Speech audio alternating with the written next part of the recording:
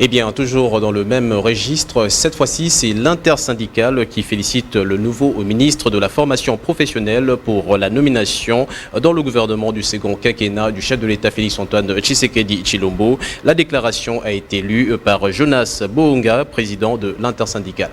Excellence, Monsieur le ministre, le chef de l'État vient de vous confier un ministère qui a souffert d'un conflit de compétences initié à son temps par les ennemis de la jeunesse congolaise. En effet, ces conflits, ici de rappeler d'abord sur le plan national que la délégation syndicale avait noté à se référer de la lettre du 2 janvier 2018 relative au règlement des conflits de compétences entre le ministère de l'enseignement primaire, secondaire et professionnel et celui de la formation professionnelle, arts et métiers initié à son temps par le Premier ministre honoraire Il ressort de tout ce qui précède que l'enseignement technique est inséparable de la formation professionnelle dont il constitue la voie par excellence pour son développement dans notre pays. En d'autres termes, l'enseignement technique est indissociable de la formation professionnelle dans la mesure où le premier nourrit et le second la deuxième dans l'intérêt de la jeunesse congolaise et de l'émergence de la République démocratique du Congo comme puissance économique à l'horizon 2030. Ensuite, la réforme du système éducatif voulu et initiée par son Excellence, Monsieur le Président de la République, chef de l'État, a abouti à la nécessité d'une séparation nette entre, d'un côté, l'enseignement primaire secondaire et de l'autre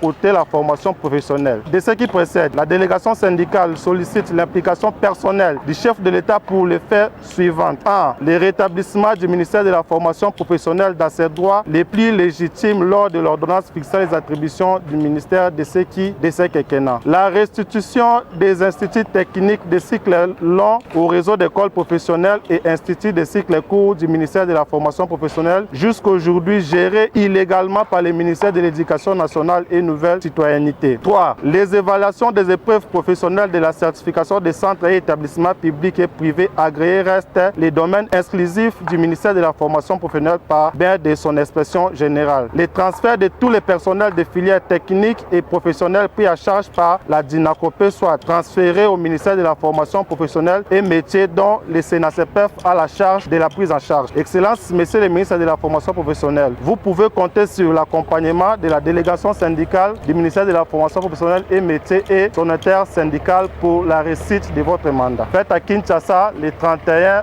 mai 2024. Jonas Longongo Bohonga, président de la délégation syndicale. Je vous remercie.